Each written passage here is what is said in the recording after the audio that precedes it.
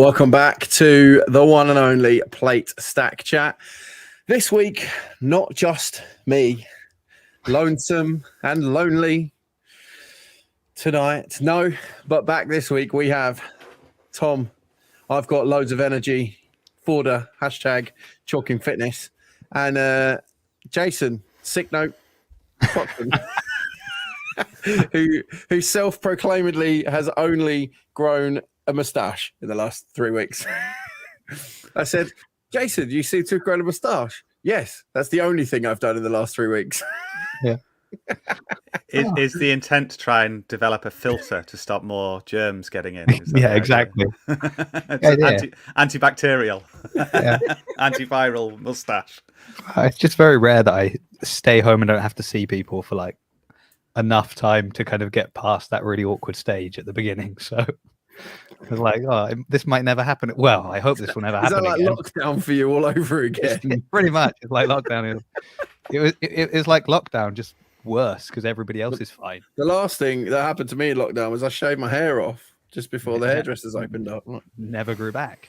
Yeah. It's bad that. Good times. But yeah, obviously hats off to you, Sam, for manning the fort, the plate stack fort on your own last week. I had an underhanded compliment this week from none other than Jono CrossFit. He was like, yeah, I listened to it. You're on your own. Thought it was going to be boring. It wasn't. Thanks, I think. The fact is, he still listened to it because you know that shows dedication, right? Because if that, that's going to be boring, I'm still going to listen to it. It shows how embedded we are within the community. I'm going to hate listen to this. I need something to fuel my anger for the day. So. Oh man, well, I think I was pretty kind to all parties last week.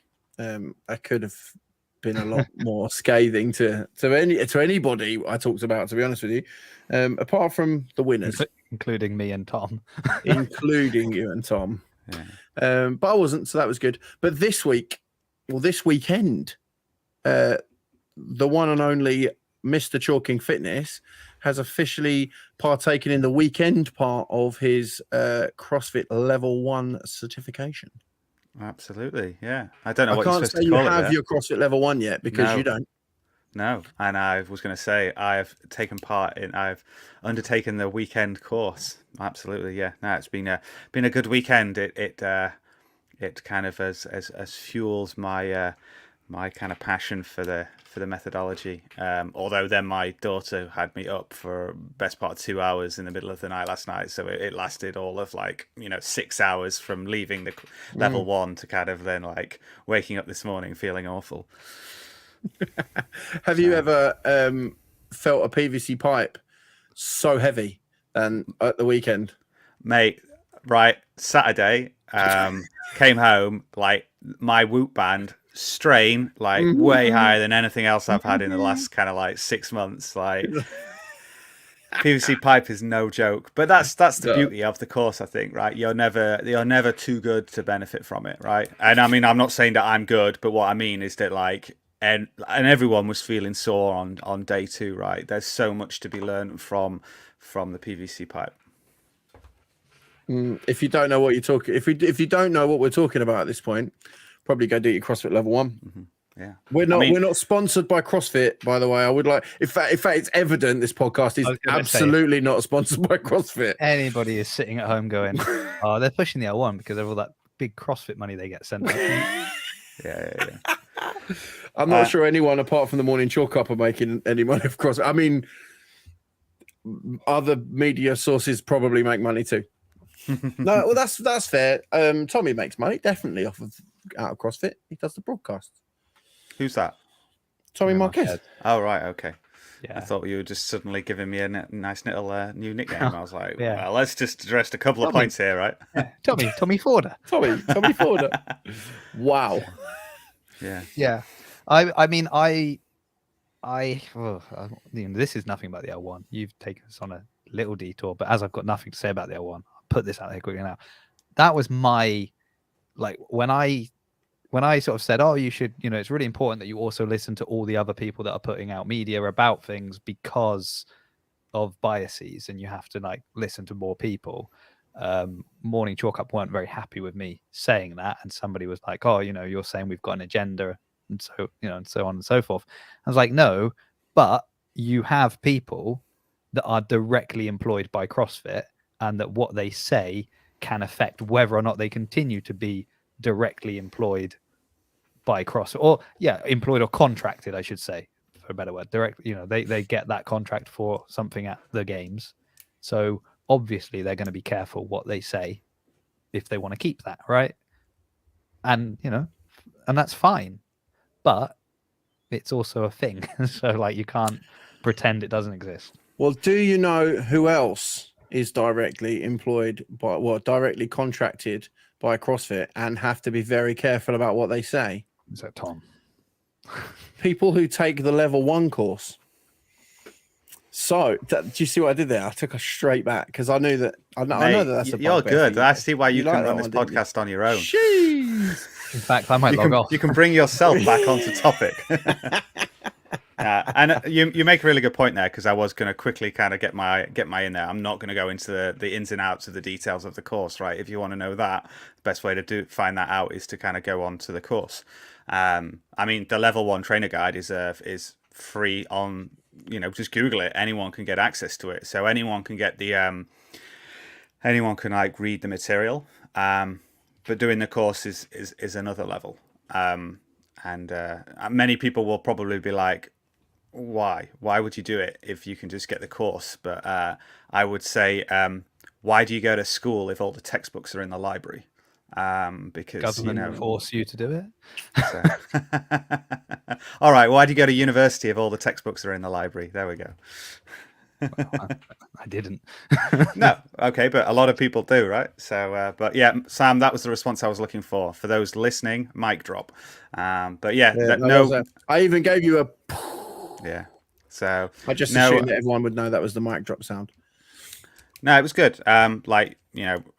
Yeah, we've already said we're not endorsed by CrossFit in any shape or form, but I really benefited from it.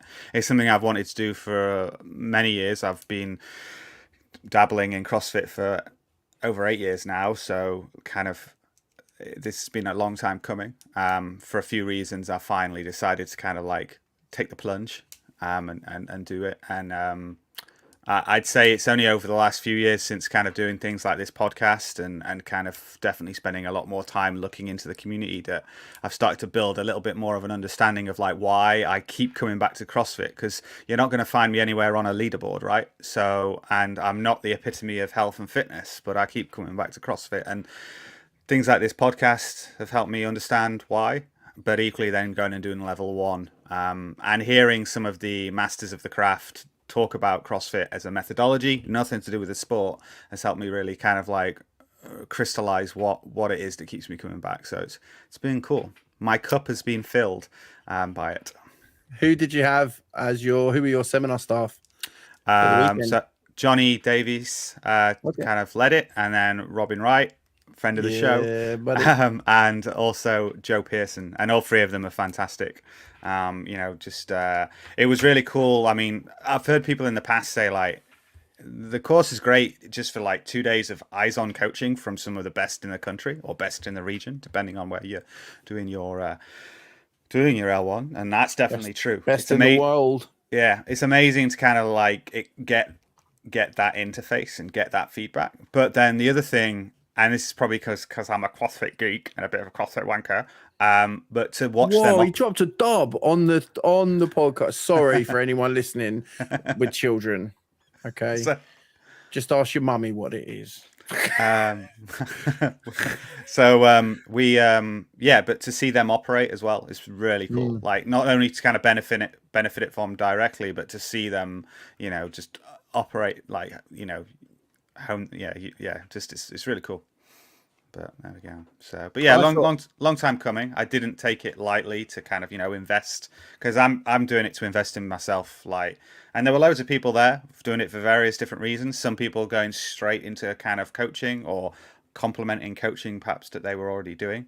But then there are others like myself, I think, who are doing it because they're just kind of want to know more, and that's cool too. Yeah, I agree. I think it gives you, if you want to train the inside within the CrossFit methodology, I would say it's definitely worth the money you would pay to immerse yourself, as you say, with the best in the business, L4s, at least L3s, seminar staff, often L4.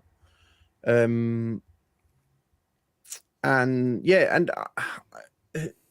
I think it was Carl who said to me that, or maybe it was Rachel, one of the king or the queen of CrossFit in the UK, said to me about the fact that it's just, if you want to know what it's about, then just go along. Like, you don't have to pass. Like, obviously passing is the key to hold a level 1 certification for 5 years. But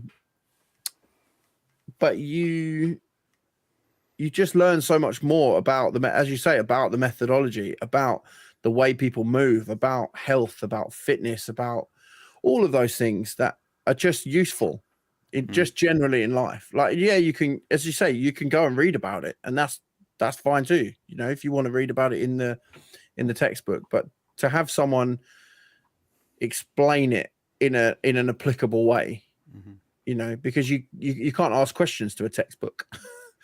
And there's no such thing as stupid questions, just stupid people. Is that the quote? Sarcastic answers. I saw that recently. There's no such thing as stupid questions, just sarcastic answers. Yes. So which probably is the stupid people thing, right? So, but then maybe that's the person answering. Maybe. But no. And I think, like, if you want to know more, I think it's easy to kind of go and experience it. Like, it is a lot of money, right? And this is just to be clarified. Like, I think it's value for money, but that doesn't mean that doesn't exclude it from being expensive, right? Like, it depends what you see of expensive. It's a lot. Maybe I should say it's a lot of money, but it's value for money, and that means that it's not just like everyone's just going to roll in and do it, like, as part, like, no, it's not a conveyor belt of anyone that's following the methodology. Hopefully that's come across right, is that I'm not, I wish there was ways that, and maybe there are ways, and I'm just not aware of them, where people could get more of it. And there is. I've just thought of it. YouTube, what is CrossFit? And you can, like, see kind of like old school lectures given by, like, Coach Glassman, like, on a potato phone and stuff like that. So you can experience it delivered orally rather or orated. You know what I mean, right? Someone presenting I don't know what you mean. Explain. With picture, no. Well, what is? I was gonna say, I don't know if you've listened at all to the new thing Get With The Programming are doing, where they're basically going through journal articles, and that's a similar thing where you're getting to hear. And I listened just to the first one so far, but it's brilliant. It really breaks down, like, they go through CrossFit, fitness in 100 words. They break down bits from that. They break down, it's stuff that Glassman said. And what's nice is, because they're going back to it, they read this years ago and they're going back to it now. They're also bringing in, like, anecdotal evidence that they've experienced either themselves through training, or both of them obviously operating CrossFit boxes. Chase and Bill. So I found that really interesting, because it's a similar kind of thing because I think, going back to your point about, like, is it value for money? Yes, but potentially the same way that, like, a supercar is value for money. Like, what you're getting is maybe worth the money, but doesn't necessarily mean you have the money to invest in it, right? And particularly at the moment, if you're someone who's saying, well, I'm a little bit concerned about my gas bill that's about to come down the pipe, and the cost of living is going up and all of that. Understandably, especially if you're someone, because I had this question for you, which perhaps we'll come back to, because obviously you train a lot on your own. So I think if you are someone who is training primarily like, for me, I train, pretty much exclusively at CrossFit Bath, where we are coached by multiple L3 coaches anyway. So for me, that investment is more of a luxury maybe than it would be for you, that you are doing the majority of your training at home and not getting that constant conversation with that level of coach anyway, if that makes sense. So I think it's, it is one of those things where I think in a perfect world everyone would be like, yeah, and I've got the money to go and do that. But in the realistic world we live in, it's nice that anyway, as you say, the material is free. You can find lectures and things like that on YouTube. You've got people like Bill and Chase doing this, kind of going through the journal articles. And I think you're going to see more of that, because one very noticeable thing from the games this year was a lot of references to Glassman, like a name that had not been spoken of for a couple of years. And it was sort of like, well, let's pretend this guy doesn't exist. Suddenly on the live stream, on the elite individual events, we're hearing his name talked about when the most eyeballs possible are on CrossFit. I thought that was interesting, and that maybe is a sign of things to come, that we might start hearing more and more of this kind of stuff. I'm interested, Tom. How?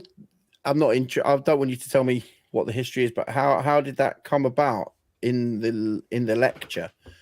So was there much talk of Glassman, obviously, because I think we talked about it before on pod, like there was rumors of his name being strucken from the history books.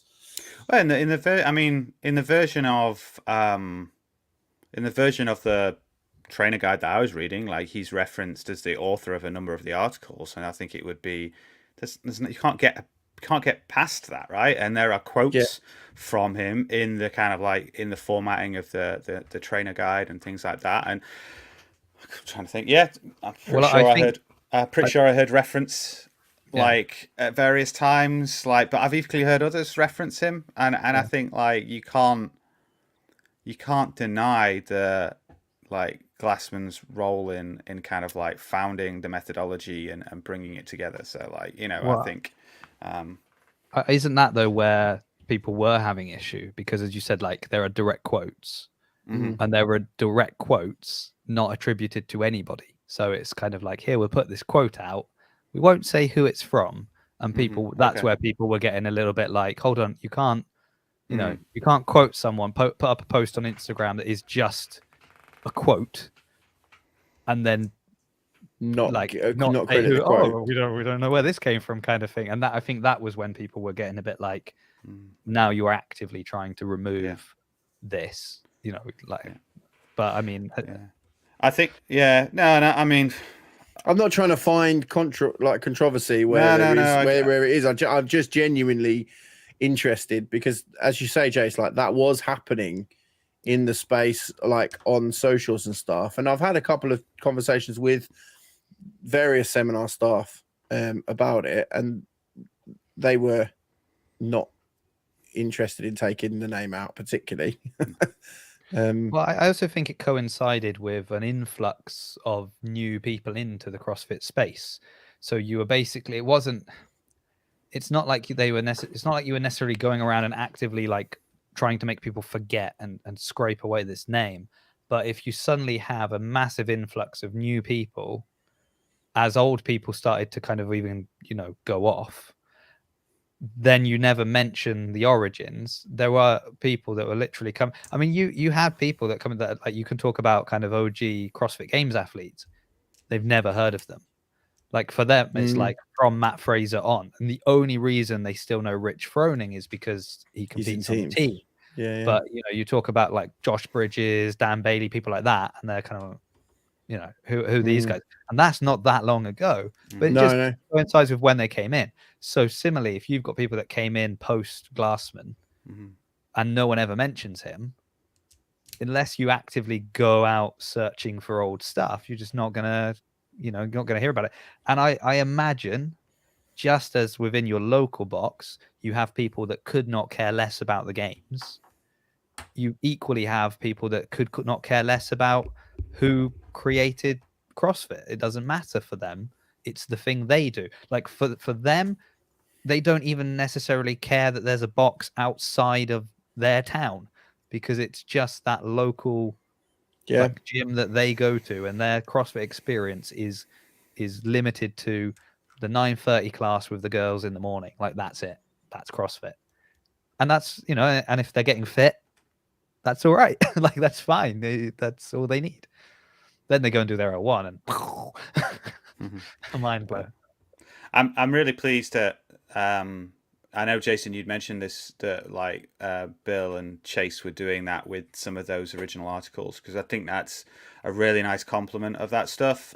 Because one of the things is whilst those articles are available and you can then find it on YouTube probably, is that like the articles can be quite hard to digest, because like the style of writing used is quite, I don't know, it's quite academic, or it's quite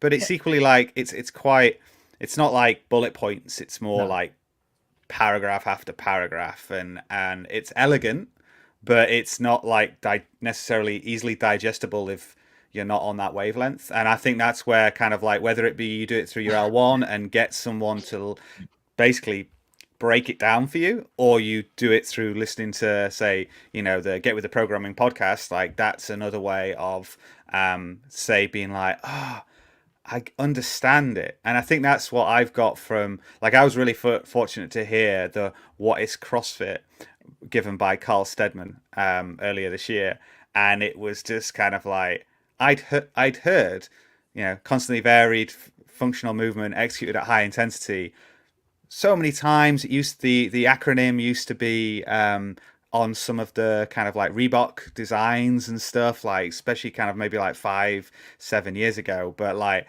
I didn't necessarily understand what that meant. I just knew it as like a kind of a tagline, right? But then actually to have that broken down and like look at like the constantly varied, the functional movement, and then high intensity, and be like, well, now I understand it, right? I understand the why, and I think that can be really empowering. But it's definitely not for everyone. Some people just want to be able to come in 9:30 class, 5 p.m. class, whatever, and then just be like, have faith and trust their coaches, their trainers, to kind of take them through the workout, give them the best hour of their day, and they get fitter in the process. I was having an interesting conversation on a couple of days ago with my brother-in-law. He's a GP. I was going to say what day it was, but it's actually irrelevant, because if you're listening to this in the future, then you don't care. But my chatting with my brother-in-law a couple of days ago. He's a GP, and the penny if just dropped with him, because he was talking about his troubles, but basically he's a local GP, and he finds it hard to train places, because I've never experienced this, but I guess when you're a GP, like, stuff about people that you see around town, because they come to you with their ailments, right? And in their darkest moments or whatever. So like training next to them in a CrossFit gym is, potentially has some difficulties, or going to play cricket with them or rugby or whatever it is. And, and he was, we were talking about, we were moving a trailer full of stones, like a heavy trailer between us. And he was like, "Oh, this is functional movement performed at high intensity." I was like, "Yeah, it's basically CrossFit, isn't it?" He was like, "Oh, yeah, it is." And then we got talking, and we were talking about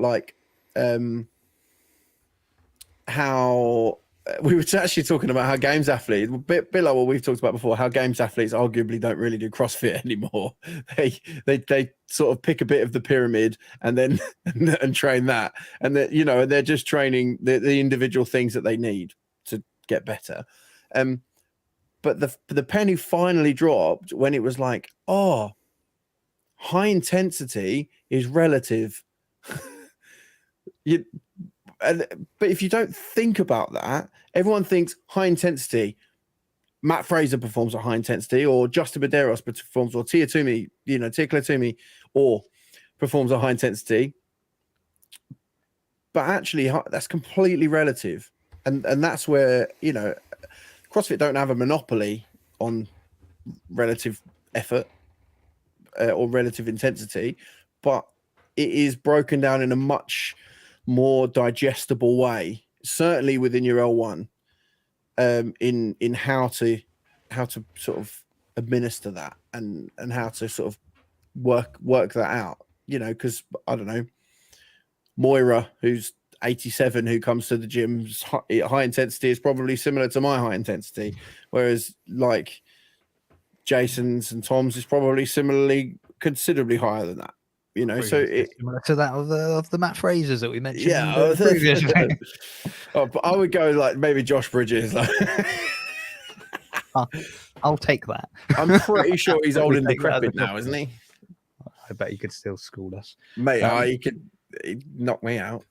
But what I think is actually it's interesting as well, because a lot of the things that people complain about with CrossFit, the things that make CrossFit dangerous or make it elitist or not not good for, you know, Moira or whoever, are things like, you know, oh, the clock, you're always going against the clock kind of thing. You're like, yeah, but the clock, like if you're told that there's a time cap on this workout of like 12 minutes, that helps you assess the intensity you need. Like, you know that, so that's the weight on the barbell. Great. Yeah, I could finish the workout with that weight in 25 minutes, not 12 minutes. So I understand in order to get the correct stimulus for this workout, that's too heavy for me. Because I need to be able to doing the reps, you know, unbroken or in sets of 2 or whatever, you know, it may be.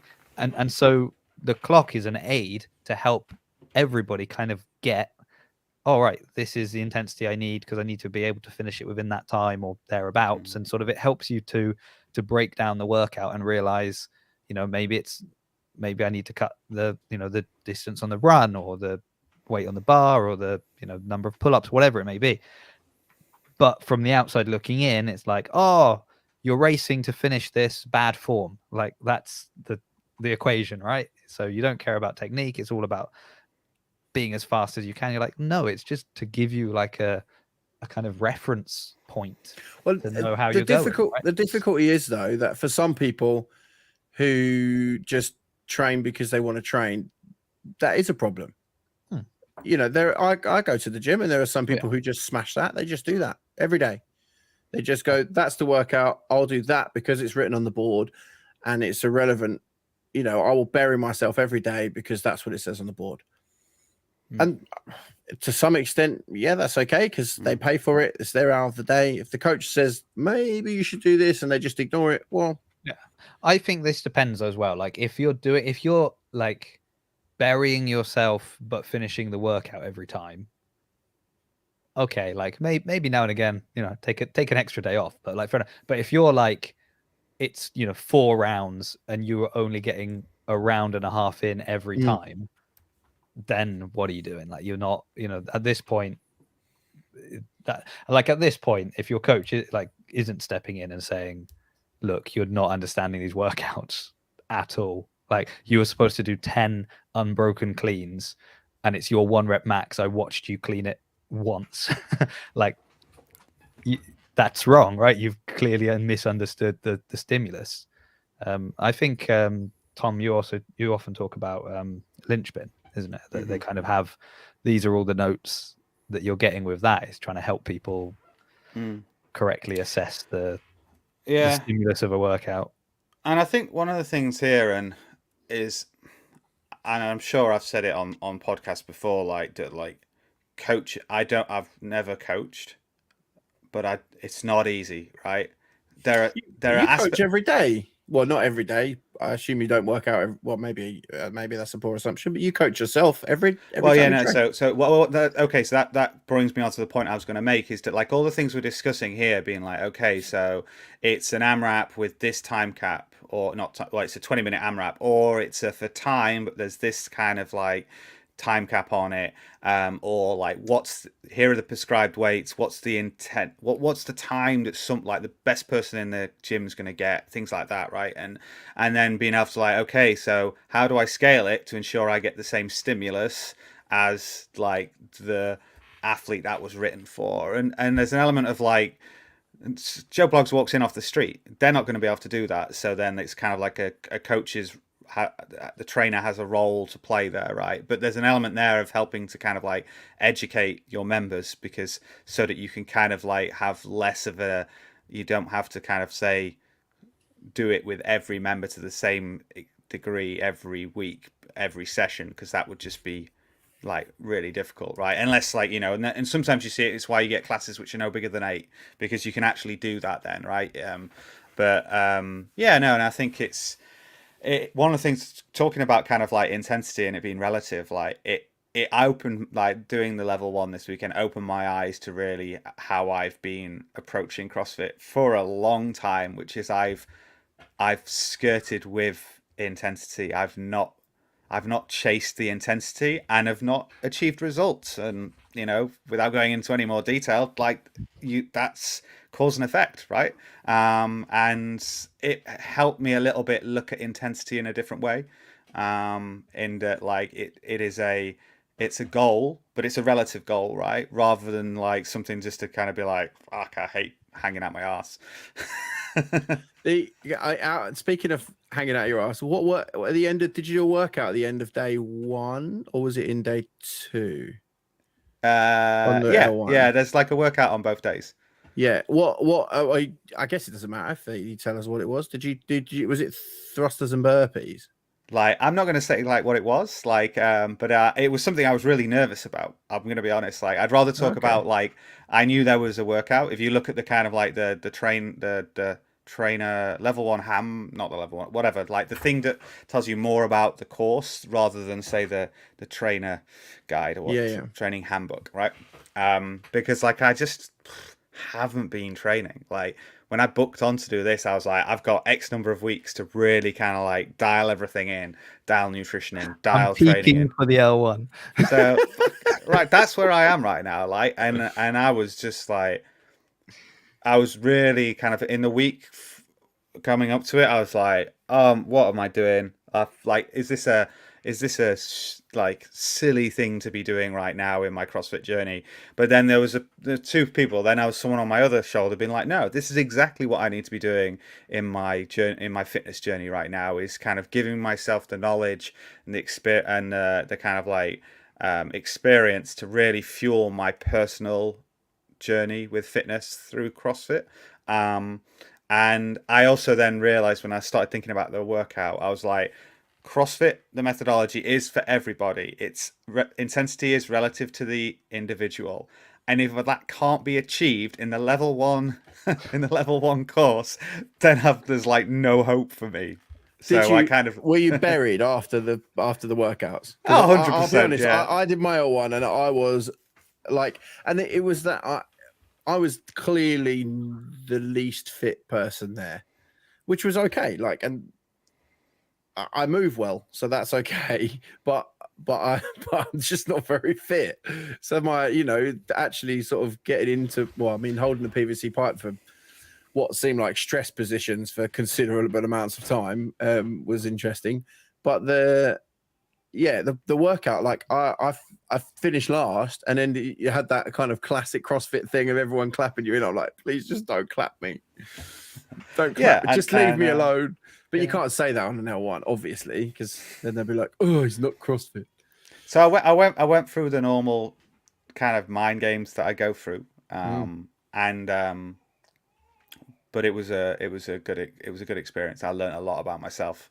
To share a little bit more was in kind of doing both this podcast and kind of like the stuff I've done with Chalking Fitness, and then it was talking to the Stedmans in December last year, where there's the phrase or the hashtag "be part of something bigger," and I was like, that's why I do CrossFit, to be part of something bigger. But it was only then actually hearing more about learning more about the methodology at the foundational level that I then realized it's to be part of something bigger for both my personal and I guess public battle to improve fitness, to improve health, or to battle just like kind of chronic ill health in the future, because that second part is really important. Because, and I was talking to one of the owners of the box CrossFit Free Cell that hosted this weekend, and I was like, if it was just about being part of something bigger, being part of like a community. I could go do that in board games. I could join the local Warhammer club or a reading club, right? And yeah, I would be Which kind of Warhammer Club arguably more expensive than CrossFit. Having been a Warhammer head for a considerable period of time before CrossFit, I can wholeheartedly vouch for that. Yeah. But yeah, I think the L1 Warhammer course is like $2,000 or something like that. Hey, and it's held at Warhammer World in Nottingham, where they have Yeah. Bugman's Bar There's and a Warhammer Gutbuster. World. Mate, that thing. Mate, that is a big thing. They've got 3 floors. It's huge. It's easier to get to than Madison, though, isn't it? Yeah. Yeah. Well, mate, honestly. All right. So next week, see a rebrand on on this podcast and on Chalking Fitness. They do they do a Gutbuster burger in Bugman's Bar. If you haven't had a Gutbuster burger in Bugman's Bar, you're not doing life right. So, now, but yeah, no. What I was saying back to CrossFit is, it's not just be part of something bigger. It's the kind of the for a common goal in, you know, the battle against decrepitude, I think is a word that's used. So that really helped me kind of understand like why it's CrossFit, why it's not, you know, the snooker club or like, you know, something else, because actually it's that common effort towards, you know, basically kind of staying out of a nursing home for as long as possible. Yeah. So yeah, there we go. Well, that I agree. I wholeheartedly that's the reason way back when I wanted to be a CrossFit coach. Because and as for my own, I mean, you don't have to be a coach to get fit, and I'm not sure maybe you have a bit more time to train, but I doubt it. If you ask any CrossFit box owner or coach, I'm sure they would say they have less time to train than they did before, maybe. Mm-hmm. But yeah, there is a passion. No one, I think we've said this before, but no one starts becoming a CrossFit coach because they want to earn become a millionaire. Because like realistically, you're not doing that. Well, 99.9% of CrossFit coaches are probably not doing that. But yeah, I agree with what you're saying. I also agree with about the community of it. Like today, I had over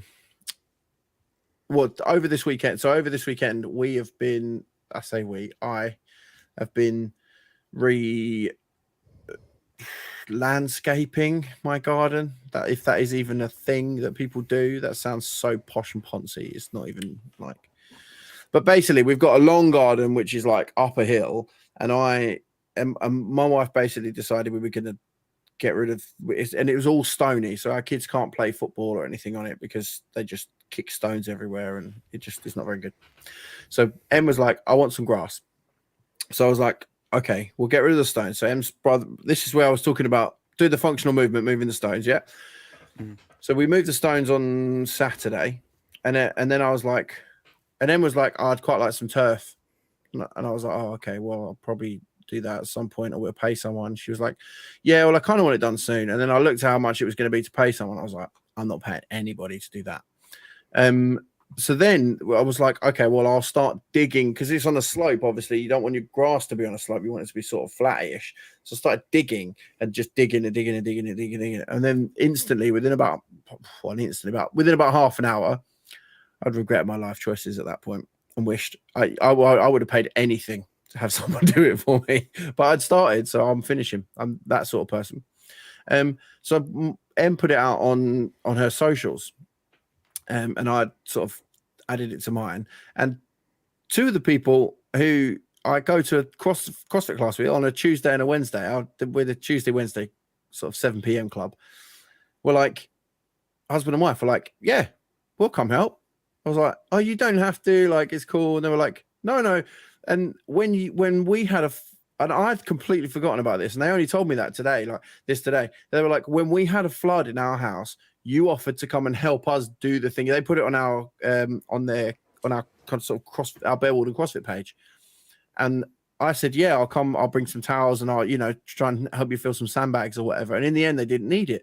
But they remembered the fact that someone in their gym had wanted to help them out. So they decided to sort of return the favor, So the moral of that story is, yes, you might pay lots of money to be at an affiliate, but I've saved that amount of money just having 2 of them come and work at my house for a day for free. That's the moral of the story. You really somehow like maneuvered things with that, in the sense of you previously offered to help and didn't actually have to do anything. Well, no, and because you offered in the past, like, yeah, I'll do that.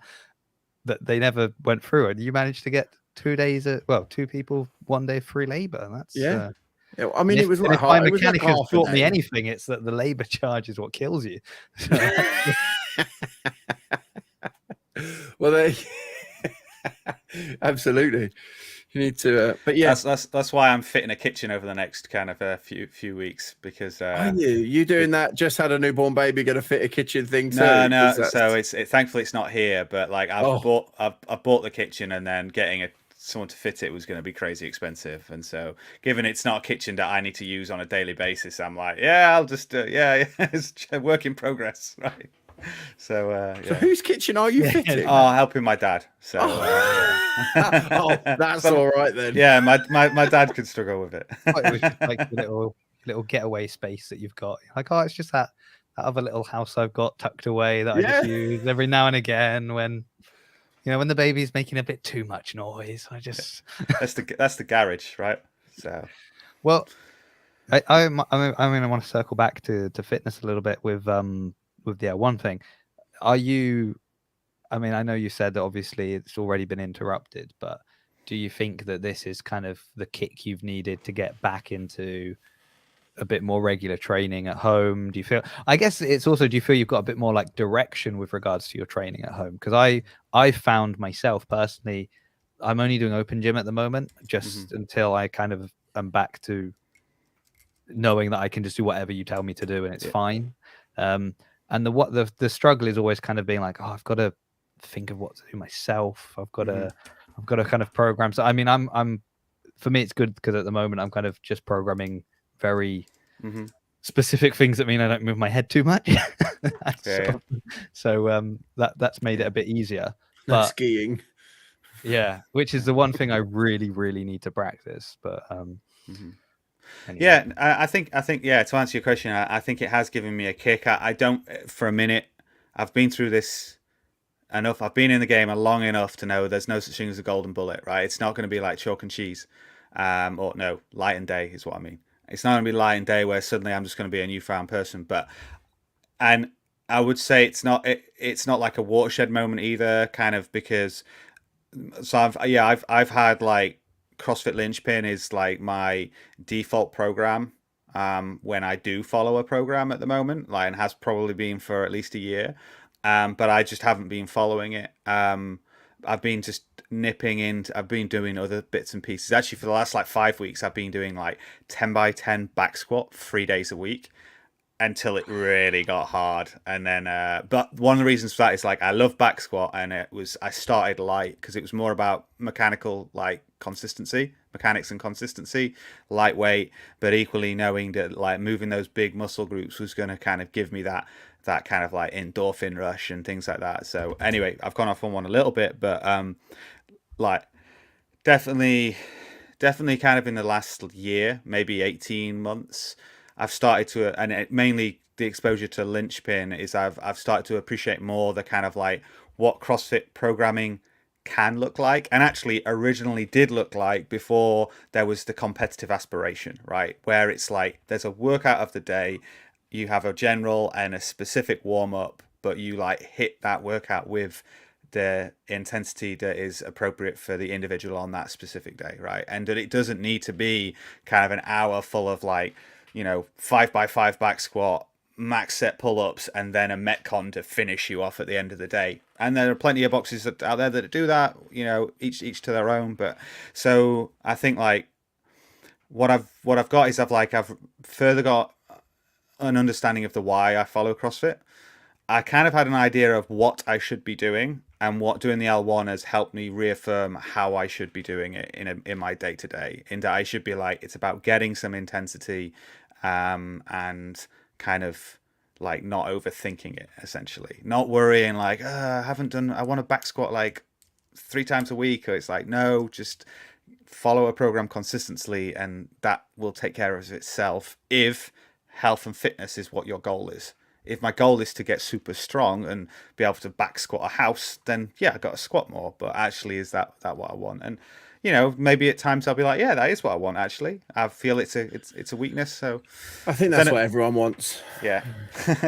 But I hopefully that kind of did that answer your question, Jason. I did go off on one, but no. I think that's. I think I know Shax, who does all the programming for Bath and the Bridge. He's quite a fan of kind of like the sort of like asking people the why, and it's will be like, oh, I want to, I want to be able to back squat X amount of weight. Like why? Like what's the reason? Is it to win a competition? Because okay, then we can do that and we can get you there. You do realize it's not going to be good for your knees. It's not going to be like the best thing you could be doing in life. But if it's because you want to win this competition, fine.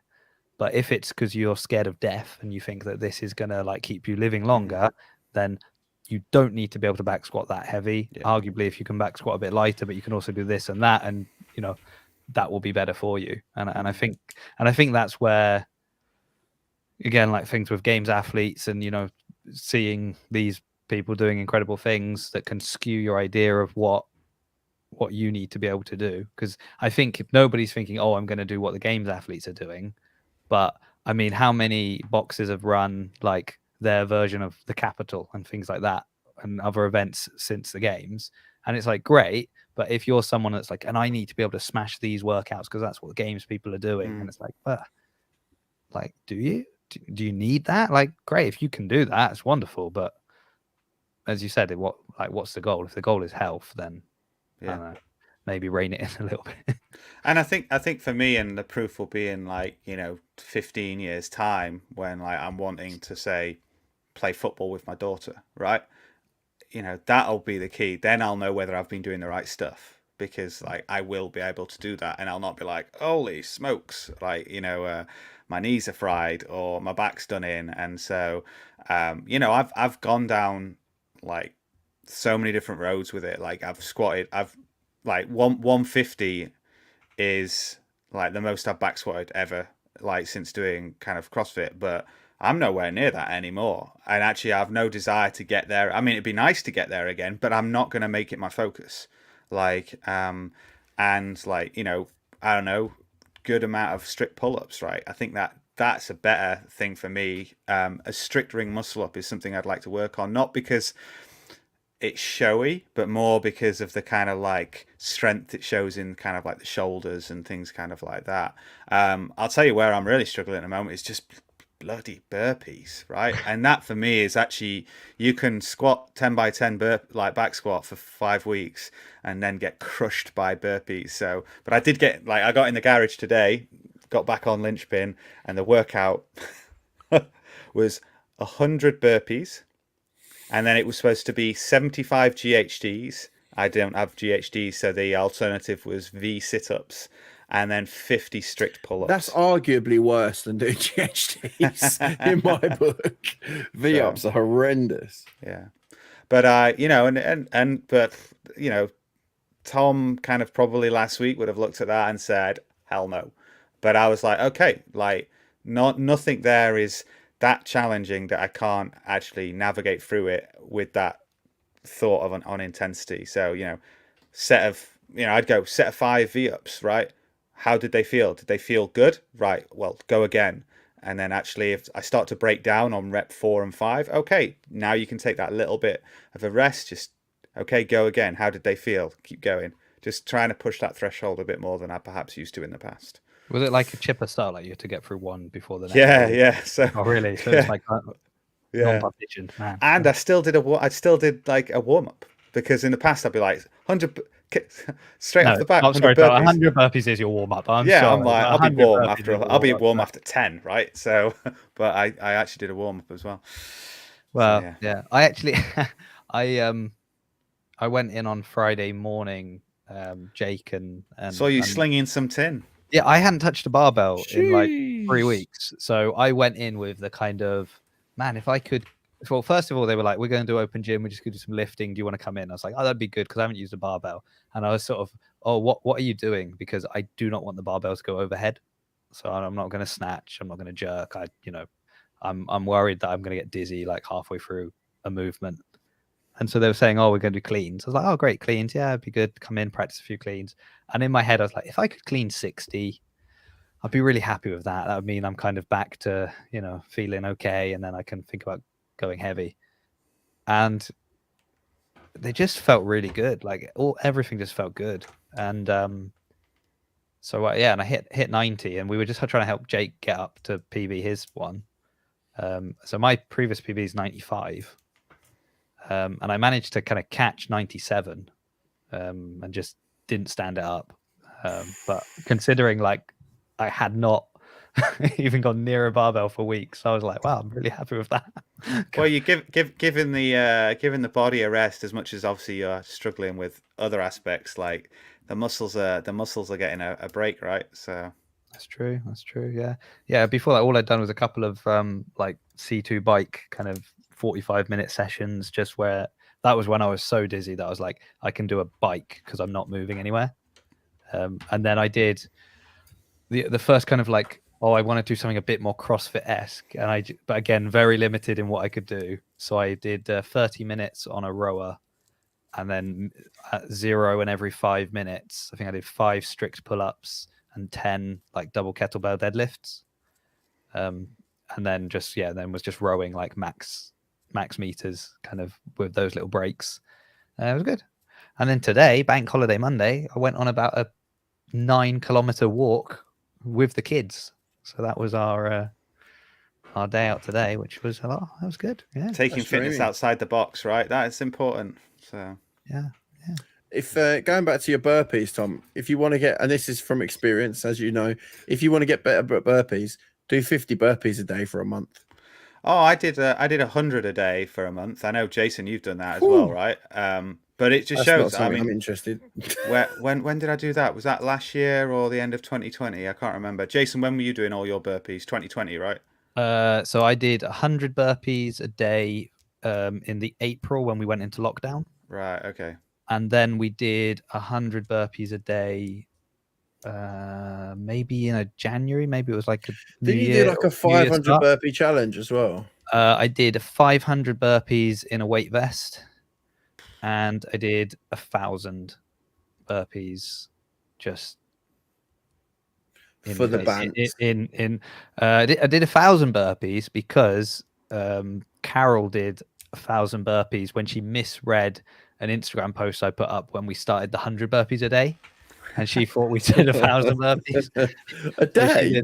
That's a full-time job. So she did 1,000 burpees, and now I was like, oh, I'm gonna have to do that.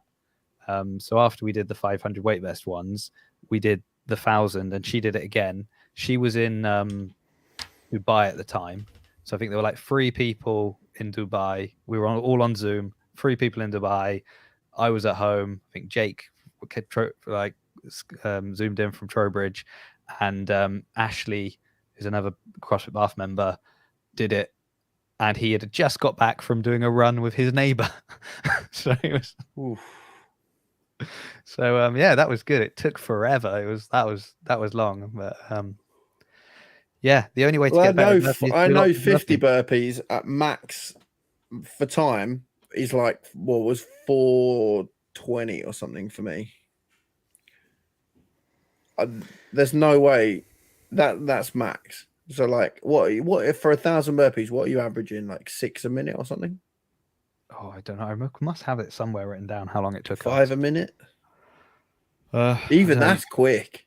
Yeah, I mean, I know for the 100, the 100 were fine. Like, I think by the end of that was like 6 minutes something to get 100 burpees. Sheesh. But the 1,000, just you've got to be so careful because you can just so easily kind of.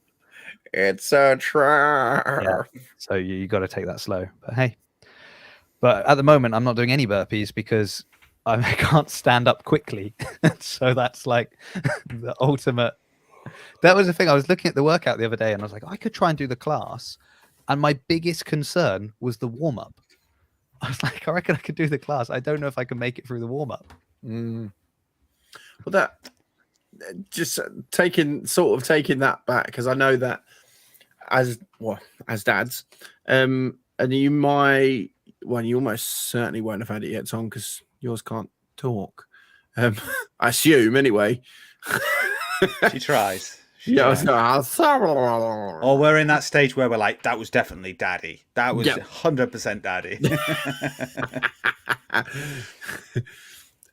But I catch myself now because I say things. So I realised I've had a back problem since like May. I've had my back has hurt for since the Defiant Games in May, and it turns out it's actually my posture, which is bad. So I've been working on that a bit recently, but my main concern is Esther, like my daughter, because she says, Daddy, can I do this? Daddy, can you pick me up? Daddy, can you do this? I'm really sorry, sweetheart, but my back hurts. Or I'm sorry, sweetheart, but I've been to the gym and my legs hurt, or, X, Y, or Z. So, and I've really checked myself. It must have been about a week ago when she did something and hurt her foot and was like, I can't do that. My foot hurts. And I was like, ooh, okay. Now I know your foot doesn't hurt that much. You can't eat your vegetables. But you learned that. Well, but you learned that from me. And it goes back to the thing, about, I can't remember what the word you used, decrepitude. I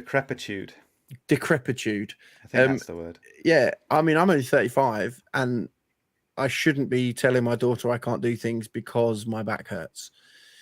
So I just power through it, it's the CrossFit way. I just power through anyway.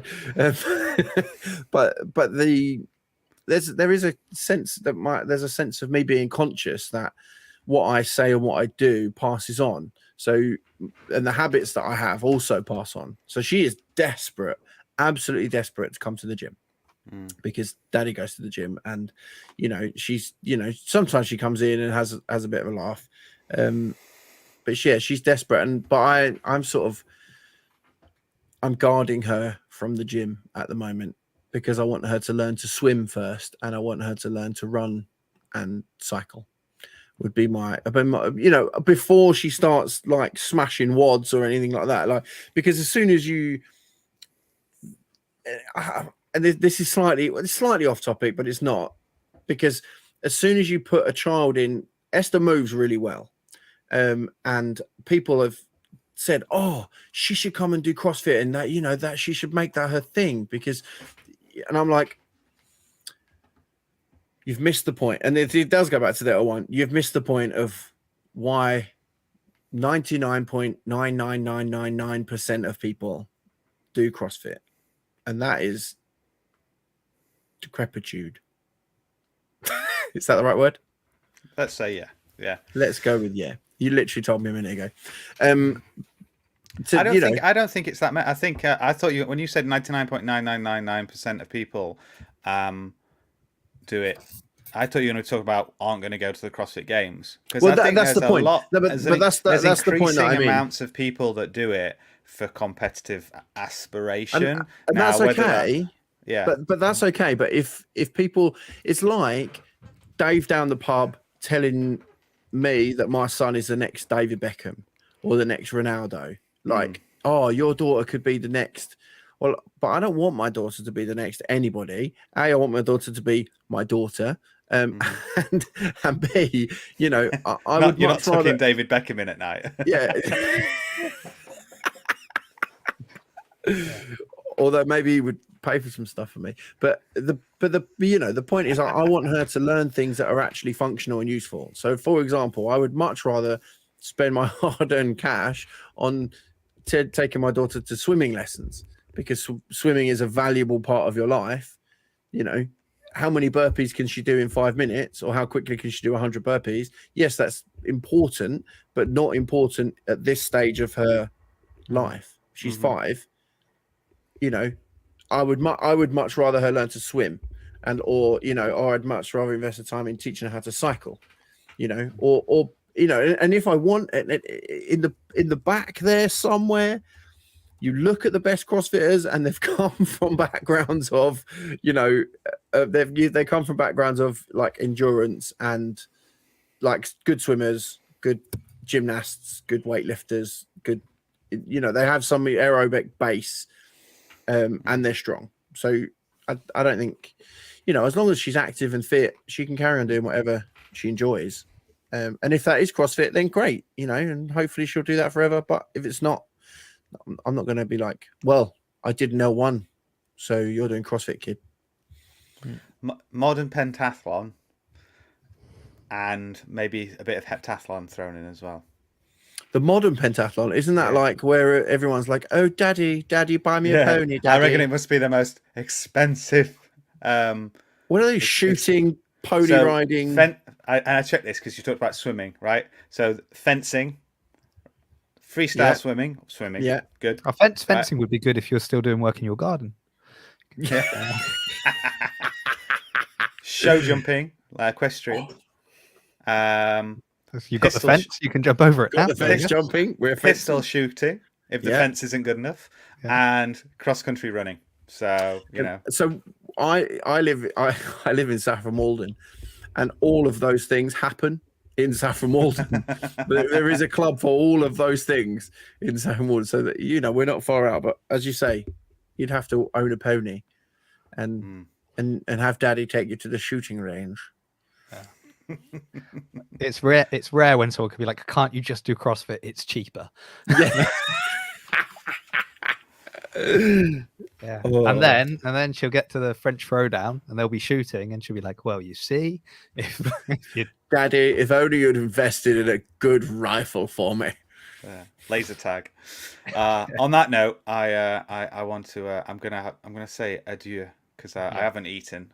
No, need to do that. And Whatever. I want today. Not all right. We had I a was so picnic nervous today. about the L1 that he didn't do. Yeah. We went to the Cotswold Wildlife Park today. That was great. And had a picnic. Lovely. Yeah. Sounds like eating to me.